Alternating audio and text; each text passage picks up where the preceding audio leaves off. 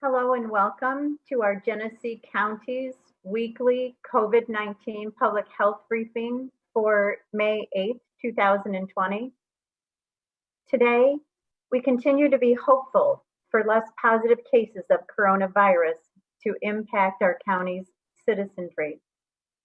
We mourn those precious lives lost to this communicable disease, and we continue to gain more questions than answers on a daily basis.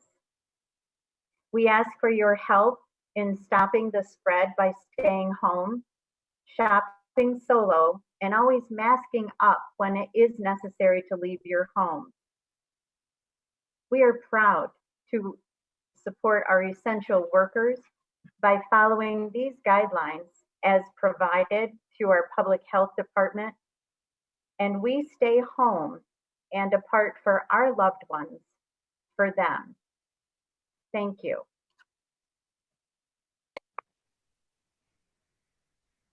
Good afternoon. My name is Lynn Johnson. I'm chairman at Orleans County Legislature.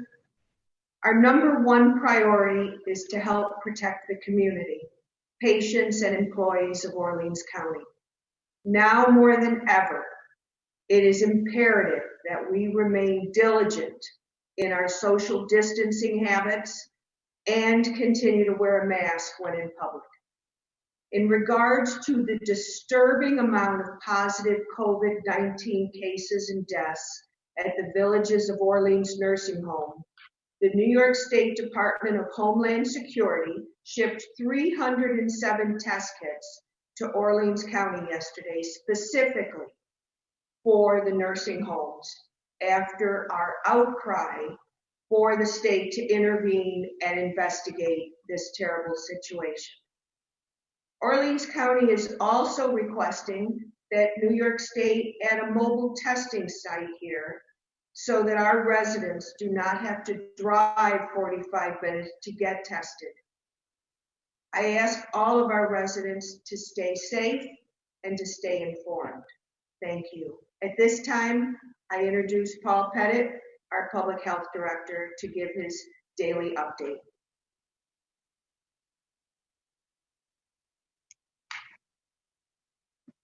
Okay, good afternoon, everybody. Thank you, Chairman Johnson and Chairman Stein, for your opening remarks. It's a pleasure to have you speak directly to the residents and share what's on your heart and mind as we continue to deal with COVID-19 here locally in Genesee and Orleans County.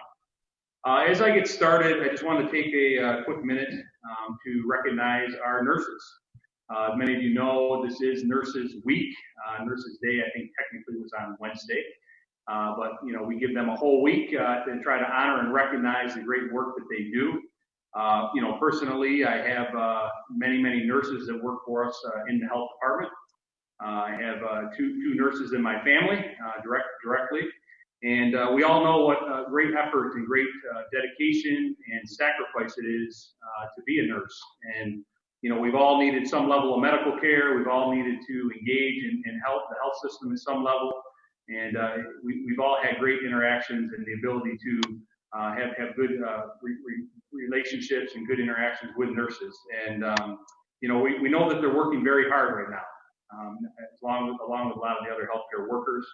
But particularly when we you know, are recognizing this week, I personally just want to say thank you to all the nurses in Genesee and Orleans County for putting yourself in harm's way, for going above and beyond during the COVID-19 response, and you know, doing the swabbing, taking care of those that are ill. I mean, it's an extremely important job and something that we all owe you all a debt of gratitude and thanks. And I truly appreciate you guys working on the front lines for us.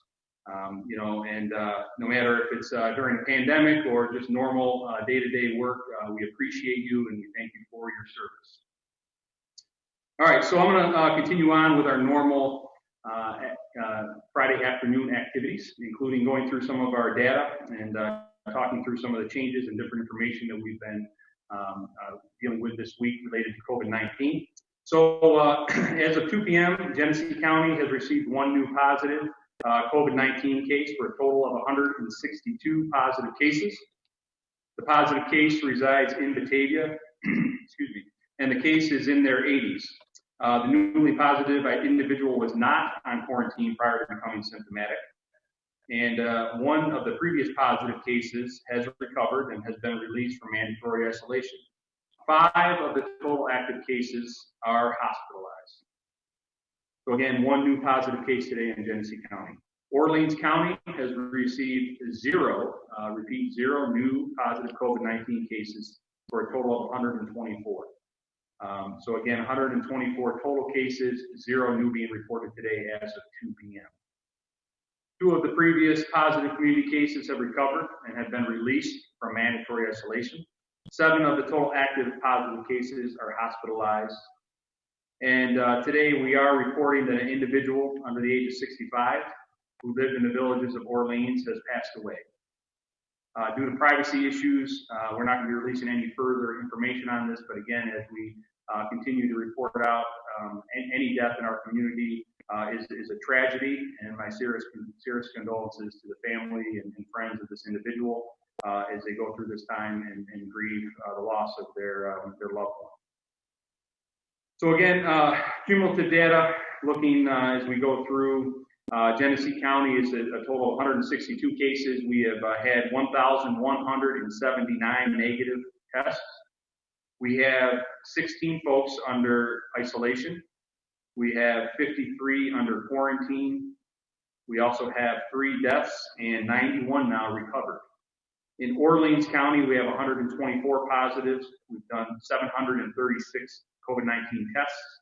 15 are under isolation. 35 under quarantine, 18 total deaths, and 40 recovered in the community. One thing I just wanted to explain real quick on our charts again, as we've been doing over the past several weeks, we continue to tweak these and play with them a little bit, hopefully to provide additional clarity in what we're trying to report. And again, some of this is based on feedback, and just as we go along, it's a good opportunity again to refine our process and to make sure we're being as transparent as we can and make sure that folks are able to hopefully understand the information we're putting out. So one of the things we changed before, as you know, is we took out regulated facilities out of our cumulative numbers around isolation, quarantine, and quarantines. We added in community. So there was some confusion around there. We wanted to make sure it was very clear that what we're reporting on as far as isolations and those in community quarantine are the folks in our community. They're not in the regulated facilities. So again, just a little more clarity to hopefully get folks a little more in line and better understanding what we're reporting out. Again, we do have our online mapping tool, which is available, and we hope that that is something that is useful for folks, and they're able to click on that and see this on a daily basis. As a reminder, it's updated every day throughout the week, except on the weekends. Again, we want to make sure that any new data that comes in over the weekend is as accurate as can be. So we will be reporting out just raw numbers and deaths over the weekend, but the mapping tool will be updated again on Monday to catch up with anything that has happened over the weekend. So again, we have our age breakdowns and our facility breakdowns that are available. Again, I'm not going to go through those in detail. They're there for your reading pleasure. But again, a reminder on the facility breakdown, these are only showing the facilities in our counties that have current active cases that we've received reports on. So if they're not listed there, another facility you may be aware of, that is why there's no currently reported cases. If and when we do get cases in those facilities, we will be adding those to the list. So that'll be cumulative and running total as we move forward. Just another reminder, as we've been talking about, the health department does not have regulatory authority over these independent regulated public facilities. It's typically done by the State Department of Health, or in the federal sense, the federal government. So again, we have very limited oversight and ability to do much in these facilities beyond report the numbers and work with them when they do have cases to again try to isolate and minimize the impact of spread within those facilities. All right, so a couple things just to report, some changes, some things that have been occurring in the counties over the past week since last Friday. There's been a lot of talk and discussion around antibody testing, COVID-19 serology testing, and availability in our community. And as we reported last week, it is still not readily available. We believe Well Now, Urgent Care in Batavia is the only community-based source that we are aware of. Again, there could be others that is doing serology testing and looking for antibodies. So again, I know folks are able to call and make appointments down there if they want to potentially get their antibodies done. But beyond that, it's very limited in our communities. This again continues to be a great frustration for all of us, not only with the antibody testing now, but again, access to the COVID-19 test itself. We've been reporting this since day one. We just do not have the access. We do not have the capacity that we need to be, I think, effective and sufficient in our testing capabilities. As Chairman Johnson mentioned, we have sent a letter to Albany formally from elected officials, and I signed on to that myself as the public health director, requesting that we have specifically in Orleans County an option for folks to be able to go get tested for COVID-19. Fortunately, in Genesee, we do have UMMC and Tent City, again, Well Now Urgent Care, and some other places are doing testing in Genesee County. So there is a little bit of more additional access to those folks, but in Orleans specifically, we don't really have anything besides private providers if they're doing the swabbing to swab our folks. Again, regionally, you look in Monroe County and Erie County, there is access, there is ability for folks to go get swabbed. So we do know that a lot of our residents are traveling to have this done. But again, we don't think that's appropriate and or needed. We need additional capacity here locally so that our folks don't have to travel. They can get the testing done in their neighborhoods. And again, that is going to be key for us moving forward to understand the prevalence of COVID-19 here in Genesee and Orleans County. A little bit of numbers I had pulled out for today on the antibody testing, just so folks can get a better understanding. Again, I think there's been a lot of talk and a lot of chatter that people have felt they've had COVID-19 already. Maybe back in December, January, February, they were sick. They may have gotten a flu test and it came back negative. So, there's a lot of folks that believe that they've been exposed to COVID already. So this is where the antibody testing comes into play. And just so people can get an understanding of where we're at, again, these are very limited, small numbers just due to availability. But in Orleans County, as of 2 o'clock, 44 county residents have been tested, serology tests for antibodies, and 4 out of 44 have come back positive. In Genesee County, there have been 336 antibody tests, and 11 have returned back positive. So between the two counties, we're under 400 total tests, and we only have 15 confirmed positive for any level of antibodies for COVID-19. So what this really tells us, is that it may not be as widespread as far as previous exposure to COVID-19 as some people may think it had been in our community. Again, based on the onset from New York City and then across the state, I think it does make sense that we have not had a large number of folks in our communities exposed yet. As we're well aware, folks did a great job of social distancing, closing things down, schools closing down right when this was all starting to move in our direction. And as a result of that, I believe we've done a good job in flattening the curve. We've talked about that. But also now on the flip side, as folks get the antibody testing done, I think it's becoming more evident that, again, the exposure and people thinking that they may have had it is not necessarily coming to fruition. Again, the numbers are small. We want to see a lot more testing. We want folks who believe they may have been exposed to get tested.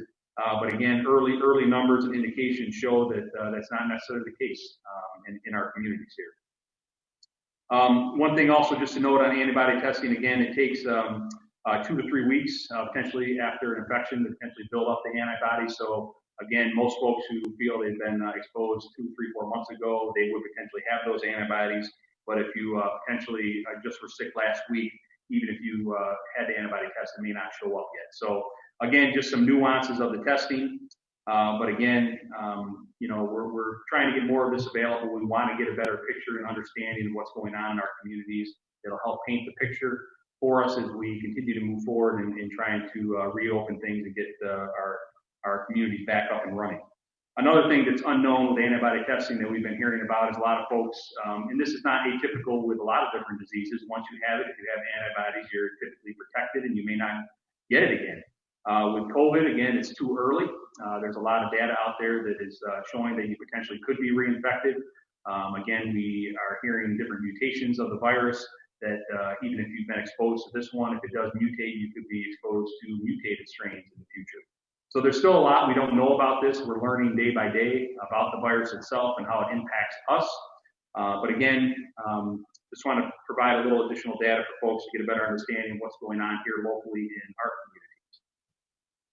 All right, a couple more things. As we talked about with Easter about a month and a half ago, we have Mother's Day coming up this weekend. And again, you know, this is a special holiday, a special opportunity for us to celebrate our mothers, our grandmothers, different special folks in our life that we want to take some time and recognize their impact on us and the role that they play in our daily lives. And it's very difficult because I know for a fact that, personally speaking, this is usually an opportunity where we get together in big gatherings with family. We have cookouts, we have barbecues, we you know, have different dinners, we go out to eat and celebrate, right? You know, and this is unfortunately another one of those situations where we're not in a position and we're really discouraging that from occurring. You know, same thing with Easter. This is a time where we still need to be very cognizant and intentional about maintaining social distancing. And we're asking folks to do their best to adhere to that this weekend. And, you know, again, use other means, try to engage with your loved ones in a different way via social media, via distance talking, so to speak, instead of going in and having these big gatherings. So, you know, again, we want to keep our moms safe and moms healthy. So let's do our best to protect them this weekend as we try to celebrate and recognize the importance they play in our lives and do it safely. And hopefully we won't see many you know, instances of increased cases and increased activity as a result of potential gatherings this weekend. All right, so real quickly on unpausing. So as we continue to move forward, we're getting close to this magic date that the governor talked about a month and a half ago, and then he moved it, and now we're a week away potentially from unpausing. We've been talking about it. I'm sure you're seeing a lot of this on the news around what this means. And as we talked about last week, we are part of the Finger Lakes region.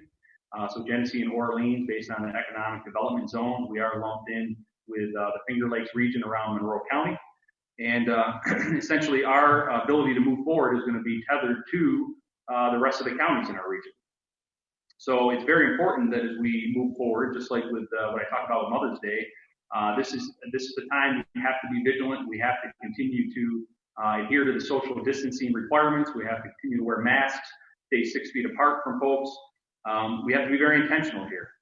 You know, what we do know is that our ability to move forward and unpause, it could be hindered and slowed down if we unfortunately start to see increased cases, increased hospitalizations, and a lot of additional activity in our region. And that is not what I want. I know that's not what you want.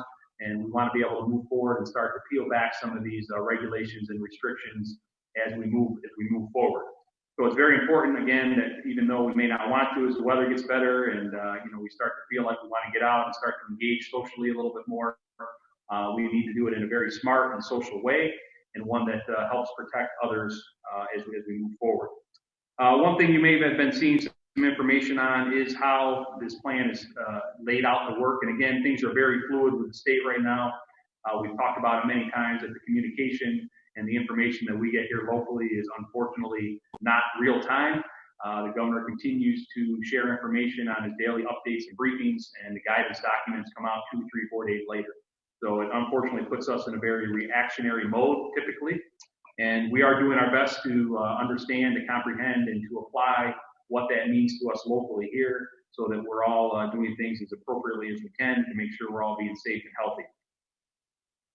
You know, one thing that I just wanted to talk about real quick around the phases is, we know there's 4 different phases.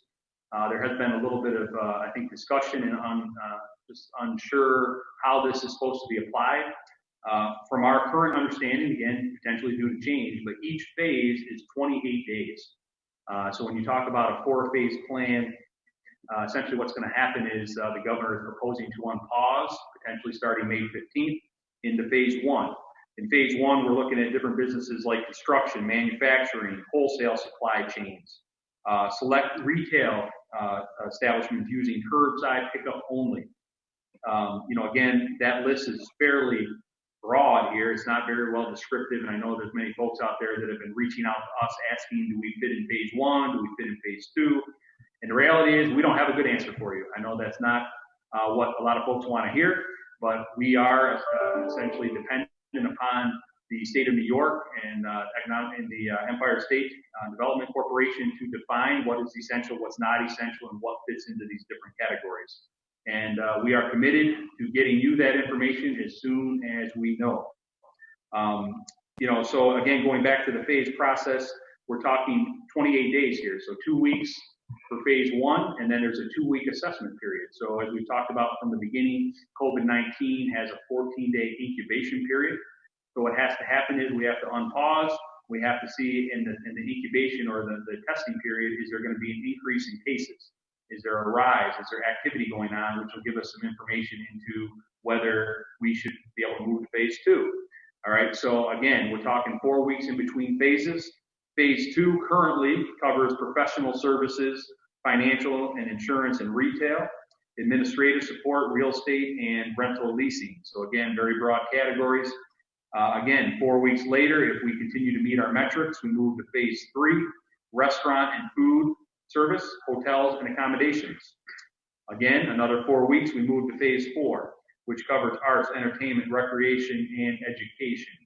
So again, broad categories. This is potentially due to change. This is what we know now based on the governor's blueprint for unpausing and reopening our regions. I think my main point here is just that folks understand this is not going to be May 15th. Everything's back to normal. Everything's open. We're just back the way it was pre-COVID days. Unfortunately, it's going to be a slow walk. The governor's been very clear that he intends to do this very intentionally, very strategically, and slowly, and based on the data, which is why I can't say it enough. We're all in this together. We have to be compliant. We have to wear the mask. We have to maintain our social distancing. We don't want the data to go up. The data is not going to lie. It's going to show what's going on in our communities. And unfortunately, as a region, if we see increases, it's going to potentially hinder us in our ability to move forward. So again, we'll keep talking about these phases. We'll talk about the timelines. As we know, if and when changes come to that, we will make sure to articulate that and share that widely with our 2 communities here.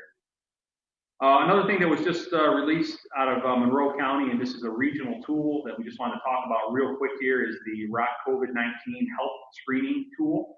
It was talked about on a lot of Rochester media outlets yesterday and this morning. And this is a new system that has been developed, and Common Ground, the organization out of the Finger Lakes, they're going to be the ones manning and overseeing this tool. But essentially, this is another opportunity for us to gather data around what's going on in our region related to COVID-19. And essentially, it's a real easy system where folks can, I believe they're building a texting component to it, but right now you hop on to the website, you can sign up and you send an email in. You're basically reporting daily any potential COVID-19 type symptoms, and that goes into a database, and it's aggregate data. So what comes out of that is by zip code, and it potentially can show us and identify hotspots around potential COVID activity within our 9-county region for the Finger Lakes. And it'll give us data to potentially be able to go in, set up testing sites, set up and go in and do different interventions to try to aggressively contain any type of flare-ups as we move forward. So again, the website is there for folks who want to participate with that. It is live now. So we are going to continue to push this out in our daily briefing, but if folks are interested in participating, we'd encourage you to go on, and the more data we can get into this, the better picture it's going to show potentially of what's going on locally in our community. So more to come on that. Also, you may have been seeing some advertisements around contact tracers. The governor has talked specifically about developing a contact tracer army, or a big fleet of tracers that are going to be available to help county health departments around the state respond to COVID-19 activities moving forward. So there is some information, again, that will be posted that's available if people are looking to potentially be part of this effort and this initiative. There's an application. They're going to be starting to hire folks very soon. And, it is an opportunity to be employed and to, be part of the COVID-19 response activities. So again, feel free to click on that and apply if you are interested. In addition, we've been sharing the nursing home hotline number that is available, again, for any type of complaints and concerns around nursing homes, specifically here in Genesee and Orleans County. Feel free to, again, call that number or click on the link to lodge any complaints and concerns. Again, going back to prepping for reopening, we talked a little bit around unpausing, but one thing we we have available now, we work to put together a guidance document within the health department, and it's on our website. There's a link here that, again, you can click on that would allow folks to download this document. This is a guide that we want to put together to help businesses, to help not-for-profits, to help any type of establishment, faith-based organizations, whatever type of business or organization you're part of. The governor's been very clear as we move through the different phases, you need to be ready with a plan. There's still not a lot of great guidance around what that exactly means as far as be ready with a plan. There's no expectation or any type of mandate that there has to be a plan that has to be reviewed, approved, et cetera at this point. We'll again provide information if and when that comes, but for now, we want folks to be proactive. We want you to start looking at your different organization. Every place is different. Every place has different logistics and ways that consumers or participants or worshipers, whatever it may be, interact within your facility. But what we do know is we have to maintain the social distancing. We have to maintain the different requirements that are out there around keeping folks safe during this time. It may include, again, the distances at checkouts, or making sure you're removing seating, reducing capacity, having masks available. We know many different establishments have gone to mandating masks, that folks can't even come into the stores or the facilities without having some type of mask or face covering on. So again, it's all over the place with exactly what different folks are planning to do, and again, it has to be custom tailored to what fits in your organization. But this guidance document that we put out there will hopefully be helpful. It's not the end all. You don't have to follow it to a T. It's just meant to be a guidance document and helpful as you prepare and get ready to unpause and reopen. All right, so again, we've talked about antibody testing, but again, and swabbing itself, still not readily available in our communities. If folks need and they're symptomatic, they can't get it through their healthcare provider. At this point, we're encouraging you to travel and participate in one of the sites that is available, either typically here in Genesee County in the Batavia area, or travel to the sites in Monroe or Erie. And again, we're pushing for some additional capacity. We'll see how that goes.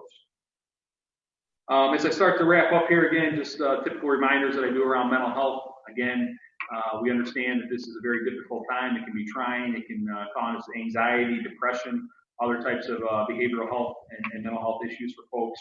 We want to make sure everybody knows that there is help. There is assistance for anybody that's feeling down, feeling depressed, needs to talk to somebody.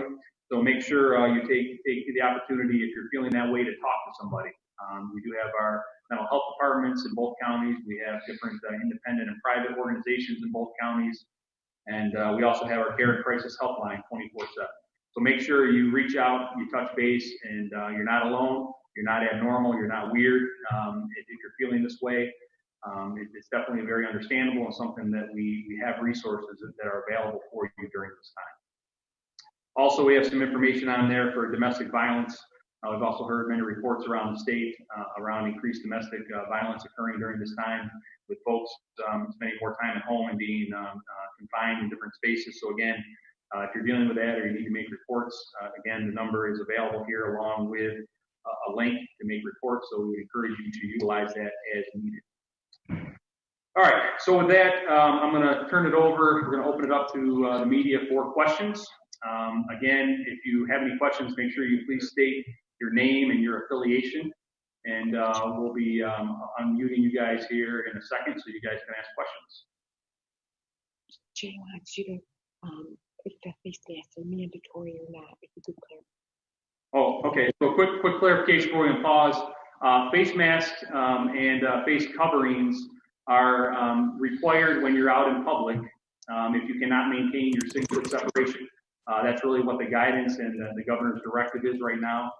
It's not necessarily mandated at all times, wherever you are, but he was very clear that if you're out in the community, if you're going into facilities and into stores and you cannot maintain your 6-foot separation distances, you do have to have a face covering on. So it is not a mandate 100% of the time. It is something that, again, we are strongly encouraging from an exposure and public health standpoint to make sure you have one with you, and that if you're around folks within, again, that 6-foot separation that you are wearing and you have some level of a face covering on. Again, there are some different guidance for stores, facilities, where if you're interacting with the public, you have to wear a face shield. So again, if you're part of a retail establishment or as we unpause and you may become one of the establishments that can open, you do and you are required under the executive orders to wear a face mask when interacting with the public. But again, within the private business or organization itself, again, if you can't maintain those 6-foot separations, those are the scenarios where you do have to have a face covering on. And as we've said many times, again, there is a place in through the New York State on pause if there are complaints and concerns that folks may have around bigger gatherings that are allowed right now. If there's businesses that are not adhering to the requirements, businesses that may be open and they're not supposed to be open.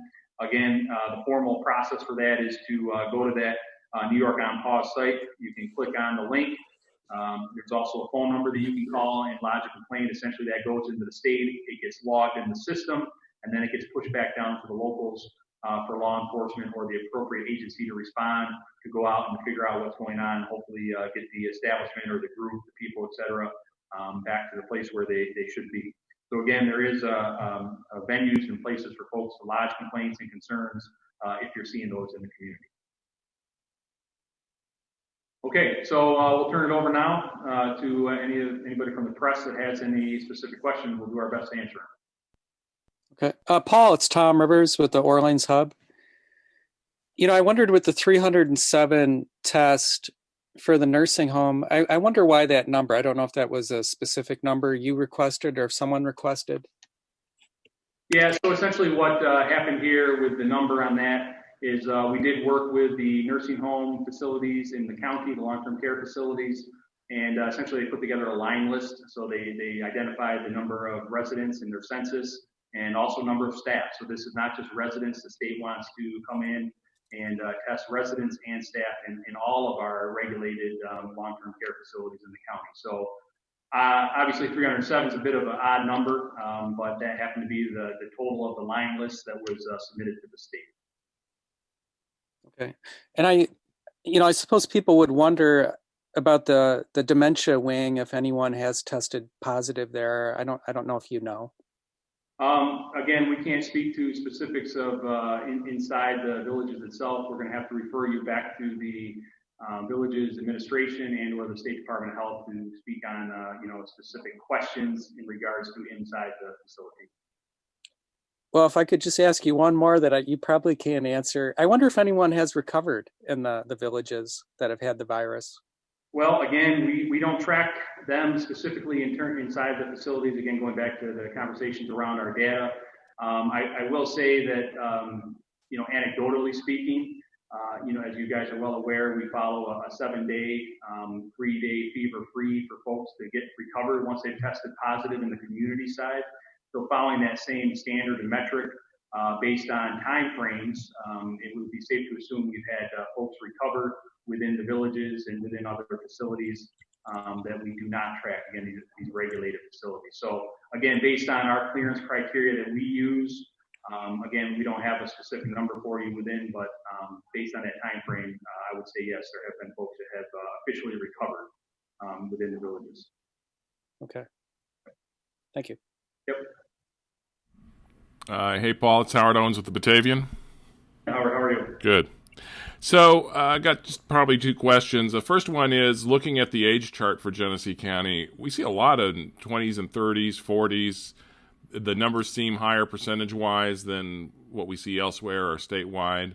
Just curious about your explanation. Is that due to, say, the detention center or what we've seen of essential workers, and that maybe it's disproportionately affecting that age group? Yeah, I think you hit it on your last comment there. Obviously we've talked specifically about the detention center, and as we know, a lot of the folks that are in there are kind of in that 20, 30s category, 40s category. So again, that drove a lot of our numbers with almost 50 cases in there. And again, I think if you look at community spread, some of the other little clusters we've had in the community, it's again amongst more of a working age group per se. And then obviously that flips a little bit over when you get up to Orleans County when we've had the issues in the nursing home where you see, again, the higher numbers in more of our 60s, 70s, and 80s categories. My next question may sound a little bit above your pay grade, but considering your knowledge of the phased opening process and the numbers that go with that, I'm just curious, your speculation, your prediction as to whether we're going to see any Batavia Muck Dogs baseball this season. Yeah, outside of my pay grade, the reality is, it's hard to say. Again, with any of these different activities, looking at, as I described, the different phases that the governor has laid out. And again, we do not have any control over this. This is dictated down to us from Albany. Recreation activities, those type of things are in phase 4. Again, hopefully due to change, but with that in mind, as I kind of laid out the time frame going from phase 1, 2, 3 to 4, that puts us sometime in August potentially if we continue to progress consistently throughout the phases. So, I'm an eternal optimist. I'd like to say yes, we will be watching baseball, not just here in Batavia, but around the country and locally too. But it's a little hard to say how that's going to play out. And again, if it is allowed to open anywhere, it's going to have to be done with social distancing and these different strategies in place. And again, it's up to these organizations to figure out how they're going to do that safely and meet those requirements. Thank you, Paul.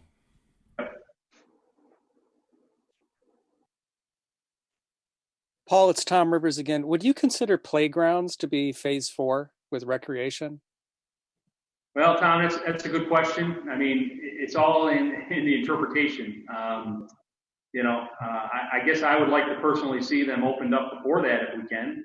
I guess from my perspective, the more folks can identify different ways to open safely, hopefully the governor's office will have some discretion and allow us to move forward and maybe have some local discretion into what things fit certain categories.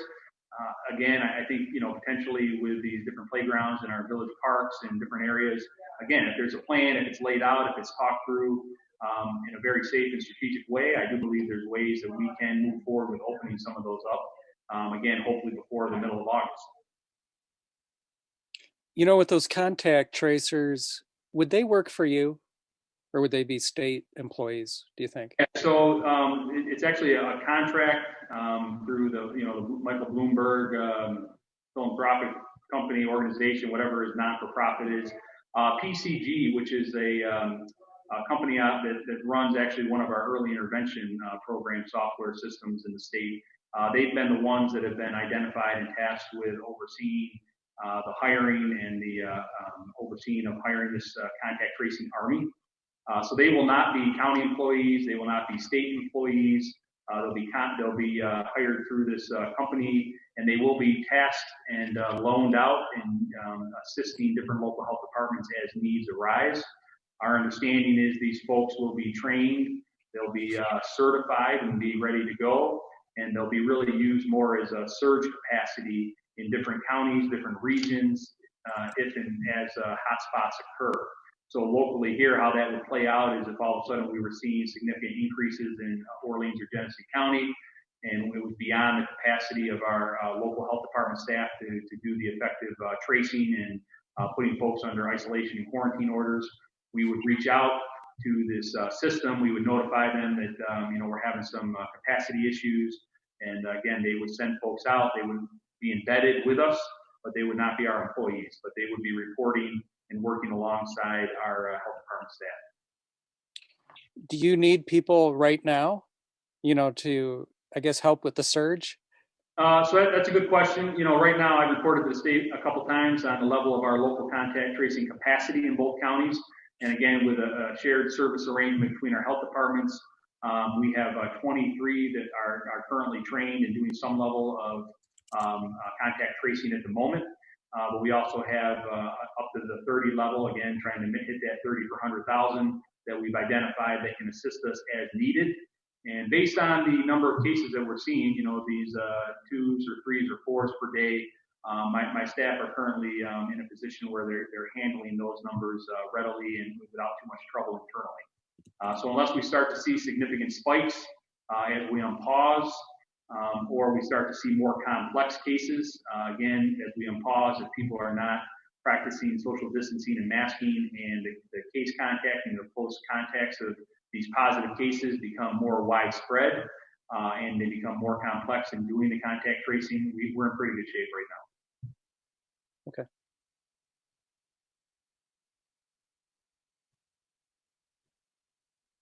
Hello, Paul. Yeah. I'm Thar of WBTA News, and I'm also on the board for several summer camps that are across New York State. And I was wondering where a summer camp would fall under that. Would that be a recreational, as far as you know? Yeah, summer camps, this is another one where I'd love to have a good answer for everybody, just like campgrounds and, all these other activities throughout the summer here. It's very hard. We've been pushing back to the State Department of Health, to the governor's office on a daily basis that we need clarity, we need direction. Obviously with summer camps, families have to plan on those. They build vacations around them. There's different, again, levels of need of these camps. And at the moment, there has not been any clear direction on if and when and how summer camps are going to be able to move forward. The governor's office keeps telling us that they expect to have a decision on those things soon, but I'm not able to give you any clear, definitive answer of where those will fall in the phases, if and when, and how the governor will move forward and when he'll let us know on that. He has been very clear that he will make a decision, and it's going to be a statewide decision. He's not going to allow potentially summer camps to be open in one county and not in another. So again, stay tuned. We will get that information out to you as soon as we know. In other words, a special case. All right, thank you. But Paul, in general, that's what we've been told consistently by the state, is that the state itself is looking at and making those decisions and is not delegating anything to local county health departments, correct? That is correct. It's been made very clear to us. We've been getting calls about a lot of different topics, including potential graduations and other, community events, and people wanting to, host different car festivals and parades and different activities. And, the reality is, unfortunately, we're not in a position to be able to review, approve, condone, endorse any type of these activities, unfortunately. The governor has made it very clear that he is in charge, or his administration is in charge of making the policy, making the guidance, and basically allowing things to open and or not open. So unfortunately, we're not in a position to do anything different than that. I mean, we do advocate, we do push, we do whatever we can to try to make sure we're in a position to offer as much and as best as we can, again, in a safe and strategic way to our community. But ultimately, that decision does not lie locally. This is Howard again from the Batavian. If Shelley wants to take a question, Shelley, are you available to take a question? I can try, Howard. Okay, I just want more of a political question. When you look at, it seems like the county's done pretty well flattening the curve and minimizing the impact here, even though we did have some high numbers at a couple of points. Been doing very well recently. So much pressure on the county. Is there any feeling on your part, frustration, anything that makes you want to move ahead faster with getting things going again?